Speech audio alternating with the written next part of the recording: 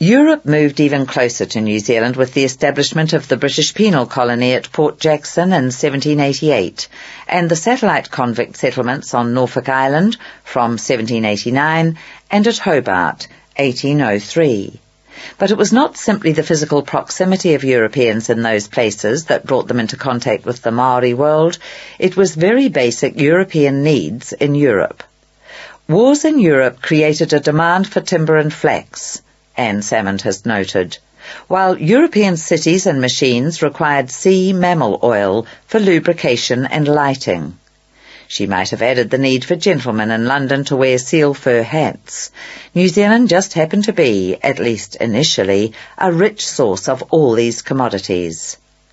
The consequences of both the new proximity of Europeans and the opportunities they brought for commercial activities were foreshadowed in the British government's instructions to New South Wales Governor Arthur Phillip in 1788 that he take immediate steps to procure New Zealand timber and flax, both of which were essential commodities for a naval power and whose potential in New Zealand had been commended with such enthusiasm by James Cook and Joseph Banks.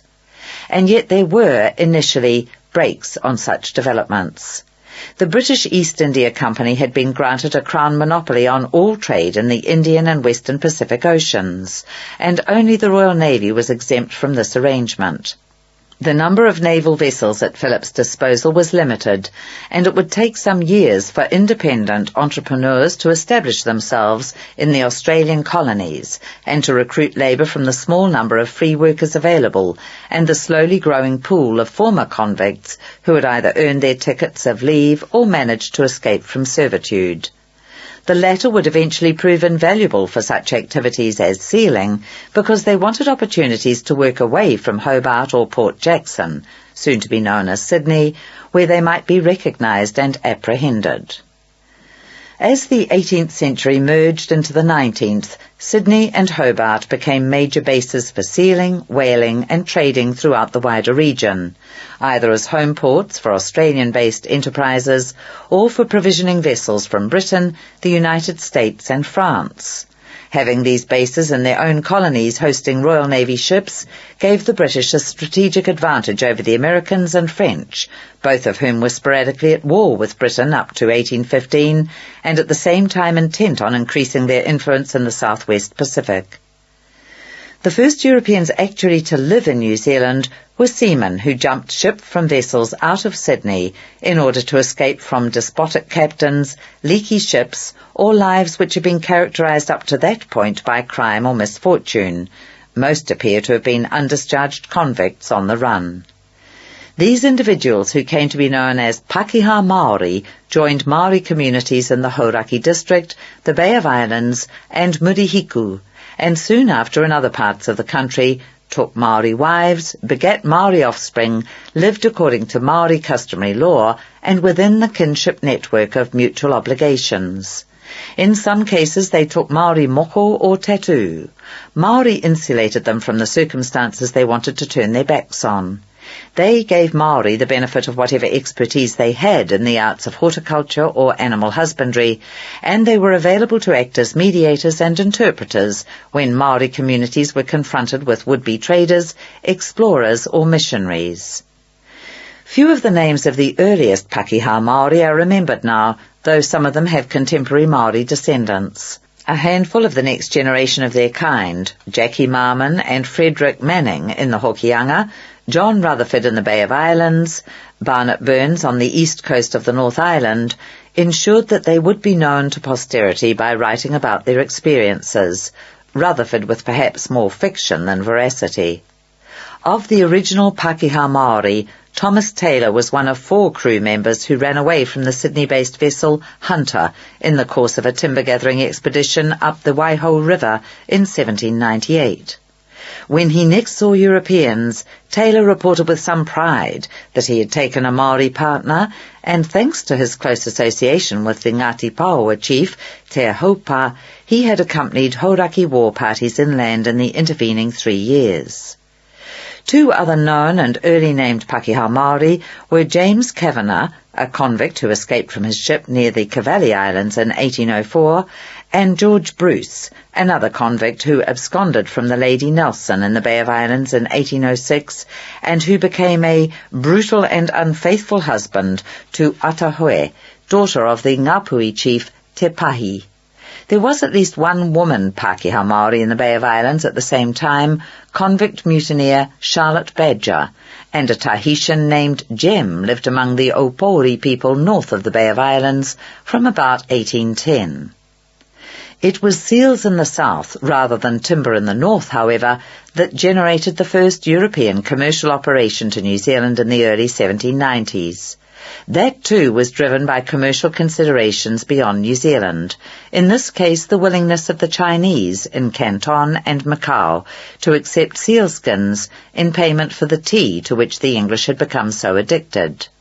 James Cook had reported on the abundance of the New Zealand fur seal, Arctocephalus forsteri, named after one of the naturalists on his second voyage, on the southwest coast of the South Island. On the basis of that intelligence, the first Australian-based gang of sealers was dropped off in Dusky Sound by the vessel Britannia in 1792, a mere 2 decades after Cook's visit. They built the first European-style house in New Zealand before being collected the following year with 4,500 seal skins. Other gangs followed in the same area in 1793, 1795, 1801 and 1803. And dozens more on that coast and into Foveaux Strait and around Stewart Island between 1803 and 1810. Footnote: the reason for the brief gap in visits to New Zealand between the late 1790s and the early 1800s was the discovery of the Bass Strait seal colonies in 1797. Returning to the text. The conditions to which the sealers were subjected were harsh. They would be dumped on often inhospitable coastlines with minimal supplies and left to fend for themselves for months at a time. It was expected that, in addition to killing and flensing seals and treating the skins, they would live off the land and shoot what game they could, the options being limited largely to seals and birds. Sometimes they were sufficiently long in one place to grow vegetables, but usually on exposed sites with poor soil. Sometimes they overlapped with South Island Maori who were also on foraging expeditions. After 1810 there were violent clashes in which people on both sides were killed, the worst of them at the so-called Murdering Beach near Otago Harbour in 1814 and 1817. Indirectly, sealing was responsible for the establishment of the first European community in New Zealand, albeit a transitory one. That first gang in Dusky Sound, fearing that they had been forgotten, began to build a vessel to transport themselves back to Sydney. They were collected in 1793, however, and left the half-built ship on blocks. In 1795, another vessel arrived in the Sound, the Endeavour, not to be confused with Cook's bark of the same name. Its master intended to finish the half-built boat and catch seals to finance the voyage. In the event, Endeavour sank in Facile Harbour, thus becoming New Zealand's first known shipwreck, and 244 people were stranded in Dusky Sound, an astonishing 46 of them convict stowaways, and at least 2, Elizabeth Basin and Anne Gray, women. They were forced to live off the land, or more accurately the sea, in a far from hospitable environment.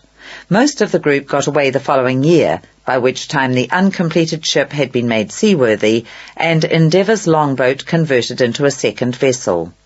The remaining 35 half-starved survivors were not rescued until May 1797. The peak time for successful sealing on the New Zealand coast was the first decade of the 19th century. The vessel Favourite took over 80,000 skins from Foveaux Strait in 1805. But so ruthlessly and thoughtlessly was this slaughter accomplished that within a very few years there were no more large cargoes of skins to be taken from the former mainland rookeries. As one historian has noted, each operator reasoned that, if he did not take every animal he found, the next gang would. The sealers' attention then turned to the Chathams and the sub-Antarctic islands, where the carnage continued, 8,000 skins were taken from the Bounty Islands in 1807 and 250,000 from the Antipodes between 1806 and 1810. Such was the rush to these new bonanzas, wrote Rhys Richards, that several marooned gangs got left behind and forgotten. One on the snares for 7 years, another on Solander Island and Fovo Strait for 4.5. This was exactly the circumstance in which Alexander Selkirk was abandoned for 4 years on one of the Juan Fernandez group of islands, giving Daniel Defoe his inspiration for Robinson Crusoe. By this phase of the industry, Maori too, mainly from Northland and Murihiku, were being recruited for sealing expeditions and taking their place alongside Englishmen, Irishmen, Scots, Australian Aborigines, Tahitians and Portuguese, and thus learning and carrying back to their own communities first and second-hand information about a world beyond New Zealand.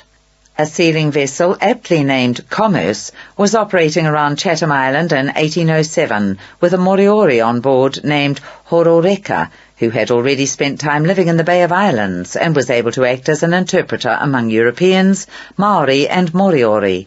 And it was a Maori member of the abandoned snares gang who eventually reported its privations and rescue. From the early 1800s, sealers began to defect to Ngāi Tahu communities in the south of the country, some remaining there to raise pigs and grow vegetables, to sell or barter to ocean whalers and other ships that were beginning to visit the ports of Fovo Strait and Fiordland more often. One of the first was Thomas Fink, who settled near Bluff with a Maori wife in about 1805. Another was James Cadell, who in 1810 married Toki Toki, niece of the Ngāi Tahu chief Honikai, and lived at Owe, near the present town of Invercargill.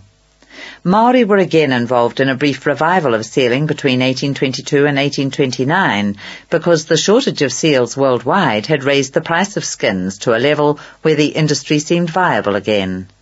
The English-born John Boltby joined a Fiordland gang during this late resurgence and subsequently wrote a graphic account of the vicissitudes such men had to endure, both the good times, a blazing fire, flapjacks, pork and a sing-song, and the bad, as when the gang was attacked by Maori pirates from Banks Peninsula and had to fight, literally, for their lives. There were insufficient animals left to sustain the revival, however. On the Chatham Islands alone, the numbers had dropped from around 20,000 to very few, and the first permanent European settlers there were disillusioned sealers who jumped ship in the late 1820s and early 1830s. Another group who wrecked their brig, the Glory, on Pitt Island in 1827, managed to sail a longboat back to the Bay of Islands, a journey of 1,300 kilometres, one of the great survival stories of the sealing era in New Zealand waters. By the 1830s, however, the industry on the Chathams had all but collapsed, a victim of reckless efficiency. At the very time that sealing was undergoing its second decline, another industry based on the exploitation of marine mammals was growing locally and would eventually have a more enduring and far-reaching impact on New Zealand and its inhabitants. This was whaling. Initially it was primarily in pursuit of sperm whales and was carried out from ocean-going vessels which needed ports near the whaling grounds to the north, south and east of New Zealand. Like sealing, ocean whaling, which at first involved British vessels and later French and American ones, began to affect New Zealand in the 1790s. Unlike sealing, it peaked in the 1830s. It was to service this enlarging fleet that the settlement of Kororareka developed in the Bay of Islands, making the bay the first major arena for prolonged and intensive Maori-Pakeha interaction. In 1830, for example, as many as 30 ships were at anchor in the port, with crews totaling 1,000 men, of whom as many as 300 could be ashore at any one time. The presence of these sailors and the need for ships to replenish their supplies led to Maori growing vegetables and pigs for sale and offering prostitution, and to an ever-enlarging number of riff-raff Europeans on shore providing alcohol and tavern entertainment. It also led to a growing amount of disorderly conduct, with no police force or indeed any system of law and order to protect life and property.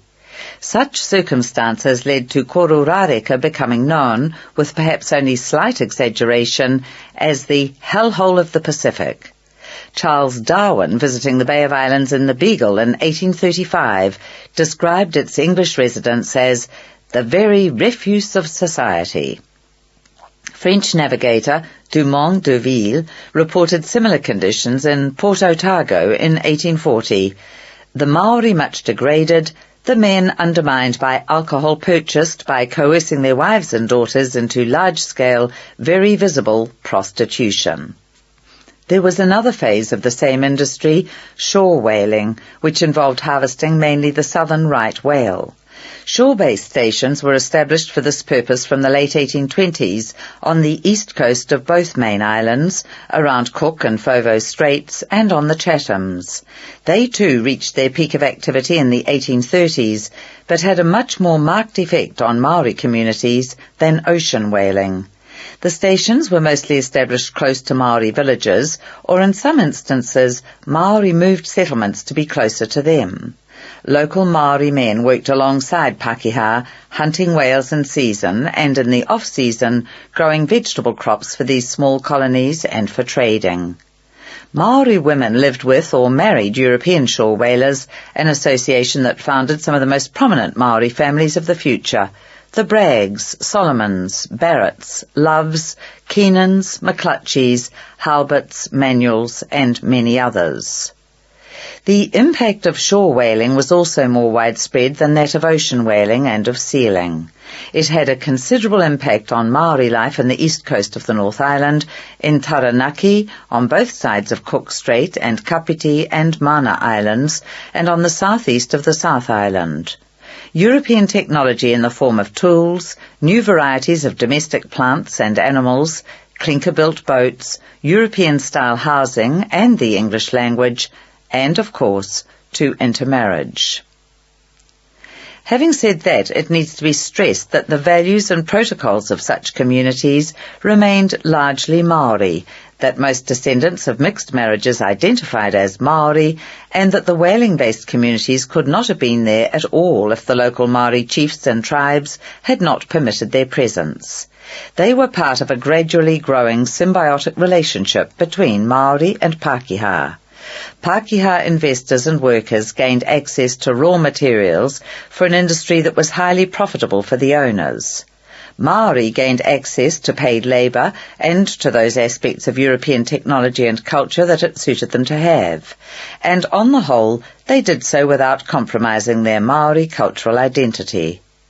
The very first shore stations were established in the late 1820s by Jackie Gard, a former convict and sealer, at Te Awaiti, Tawhite as it came to be called, in Tory Channel in the Marlborough Sounds, and by Bunn & Co. of Sydney in Preservation Inlet in Fiordland.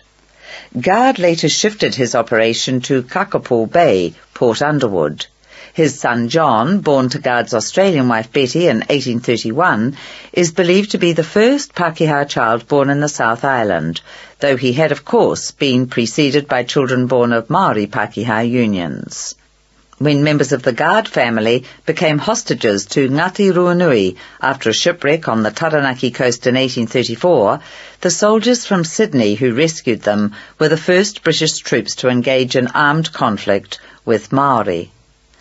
Other shore whalers, such as Johnny Jones of Waikoiti and Edward Weller of Otako, became immensely wealthy through the 1830s and lived on to participate in the organised European colonisation of the country, though Weller chose to move to New South Wales when he was unable to get confirmation of his vast land purchases after British annexation.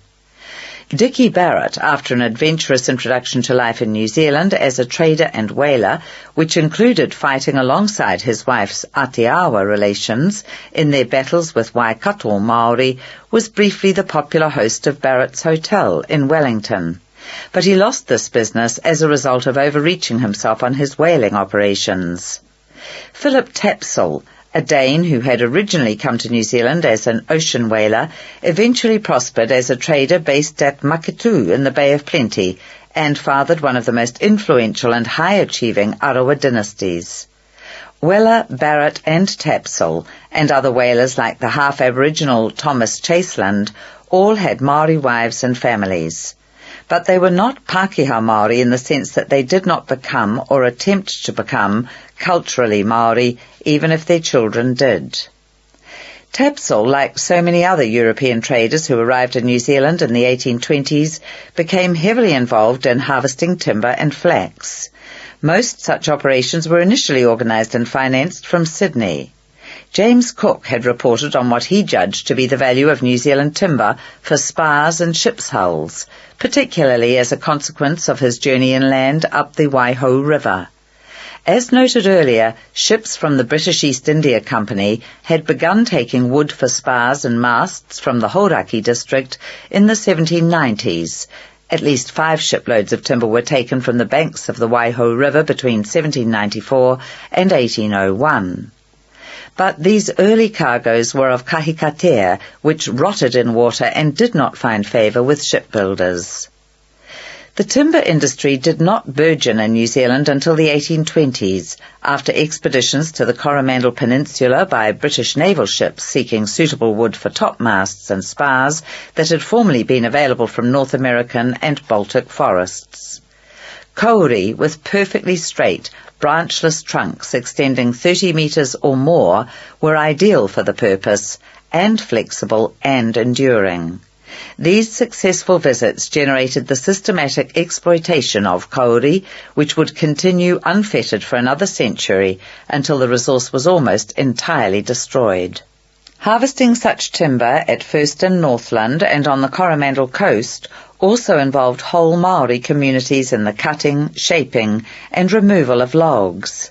And it brought traders to the country who eventually became leading New Zealand citizens in the era of organised European settlement, such as Thomas Poynton and Thomas MacDonnell in the Hokianga and James Clendon in the Bay of Islands. Similar synergies developed around the harvesting of flax, which was in demand in the maritime industry for the manufacture of ropes, canvas sails, nets and sacks. An early attempt to exploit Maori expertise in the preparation and working of flax occurred in 1793, when Lieutenant Governor Philip King had 2 Northland Maori, Tukitahua and Ngahuruhuru, kidnapped and taken to Norfolk Island to train convicts in these skills. The experiment failed, however, because neither man knew anything about preparing flax, which, as products of their own culture, they considered was women's work. Sporadic cargoes were shipped out from the Hokianga and the Bay of Islands in succeeding decades, particularly once Maori realized that offering flax for barter was the easiest and most assured way of acquiring muskets. But, despite the early instructions given to Governor Arthur Phillip in 1788, it was not until the early 1820s that the Government of New South Wales made concerted efforts to develop the New Zealand flax trade. Those efforts were eventually fruitful and led to a boom in the industry between the mid-1820s and early 1830s, when flax exports reached a peak. The plant was harvested all round the New Zealand coast, but particularly successful stations were established in Foveaux Strait, the Hokianga, the Bay of Islands, Kawhia, and the 2 harbours to the north of it, Aotea and Whaingaroa, the Bay of Plenty under Tapsell's direction, and the east coast of the North Island. In Kawhia from 1828, John Rodolphus Kent had married Tiria, daughter of the powerful Ngati Mahuta chief and later first Maori king, Te Wherowhero. He enlarged his flax trade to include cargoes of spars, pork and potatoes, which he ferried across the Tasman to Sydney. He would return with such merchandise as muskets, gunpowder and liquor. Kent later transferred the flax operation to Ngaruawahia, where he made good use of the Waipa and Waikato rivers to bring large quantities of the harvested plant out of the interior of the Waikato Valley and down to the Manukau harbour for transport to Australia. This operation, in which he successfully directed a large Tainui labour force, was an anticipation of post-1840 projects which would see Waikato Maori become exporters of crops and goods to Australia and California. William Webster, an American trader, operated a similar business from Whanganui Island at the mouth of Coromandel Harbour. Like Kent, he married the daughter of the most influential local chief, the same Horeta Te Taniwha of Ngati Whanonga, who had seen James Cook in 1769. Like Kent, too, he used his Maori kinship associations to encourage Maori communities to grow fruit and vegetable produce and pigs for export and to harvest timber and flax. He extended his operations to Great Barrier Island, and when the European settlement of Auckland was established in 1840, Webster's growers and workers supplied much of the town's early produce and firewood, the only source of fuel until Huntly coal became available in the 1850s. By late 1840, however, he had taken out more loans than he could service, as part of a plan to begin exporting to Britain and the United States, and much of his extensive land claims were not validated after annexation. He returned to the United States in some bitterness in 1847. Commercial activity in New Zealand's frontier era between 1792 and 1840 thus highlighted a number of realities that had relevance for the country's immediate and long-term future. One was that, given direction and encouragement by Pakeha with the necessary expertise and associations, Maori turned out to be capable and competitive entrepreneurs who could grow produce and harvest commodities such as flax and timber on a large scale. In this context, the cooperative structure of internal tribal organization and the system of mutual obligation implied by the custom of utu were distinct assets, as was intertribal competitiveness.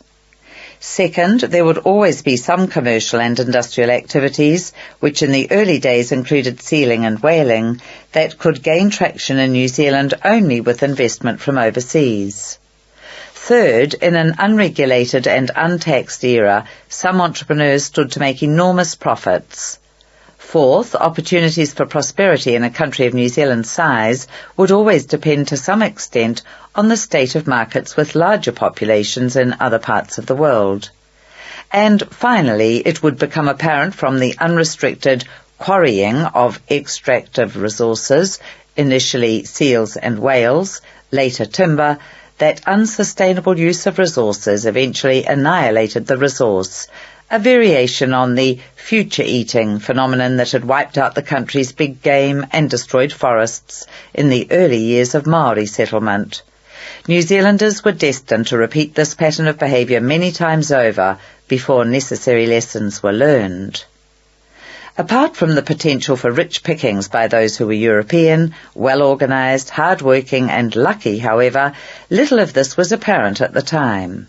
And the very absence of any kind of government bureaucracy that allowed profits to go untaxed also ensured an absence of planning or coordination in the development of the country's resources. For some Maori, though, other forces were at work to encourage them to encounter and then reflect on the significance and potential value to them of a world beyond their own shores. In addition to coastal contact with Europeans via harvesting and trading, there was another source of interaction between Maori and Pakeha in which Maori did, literally, discover the rest of the world. Having come themselves from a highly maritime culture, even though they had long since ceased to make ocean voyages by canoe, Maori turned out to be excellent crew members on European ships. They began to join ships companies in the 1790s, not long after Tuki and Ngauhuruhuru's voyage to Sydney and Norfolk Island at Lieutenant Governor King's behest in 1793. By the first decade of the 19th century, Maori were visiting Sydney regularly and from the following decade travelling on vessels around the Pacific. Herman Melville's tattooed harpooner Queequeg in Moby Dick was in all probability based on a Maori crew member whom the author had met on the whaling ship Lucy Ann. And on to North America and England. At least two Maori, Matara and Ruatara, had visited London before 1810. Successive governors of New South Wales encouraged Maori visits to the Australian colonies and had chiefs from Northland, such as Te Pahi, Ruatara and Matara, to stay with them, sometimes for long periods. One reason was that, by the early 19th century, governors had begun to understand the reciprocal nature of Maori society and felt that, if rangatira were made welcome in Sydney, Maori would in turn feel obliged to welcome Europeans, especially traders and missionaries, back home in New Zealand. And, by and large, that was what transpired, at least in the far north of the country. Another reason was that governors felt that extending their hospitality to chiefs was a way of introducing Maori to the values and refinements of civilization, and that, because of the hierarchical nature of Maori communities, if the chiefs were civilized, then the qualities of civilized behavior would trickle down to the rest of Maori society. This, by and large, did not happen, or at least not in the way that the governors expected it would. The fact was that, despite the visits of European ships, despite the small number of Europeans choosing to remain on shore and live with Maori, despite the introduction of welcomed new commodities such as metal and domestic animals and plants, for many Maori the on-again, off-again nature of European presence was little more than a travelling sideshow, a diversion from intertribal exchanges. And for Maori who lived in the interior of the country and only heard about Maori-Pakeha interaction, those encounters would have had something of an unreal or mythical character, not unlike some of their traditions of patu paiarehe or fairy people. Other emissaries brought by Europeans changed Maori life more potently than the presence of Europeans themselves. These were muskets, disease, and new ideas about spirituality.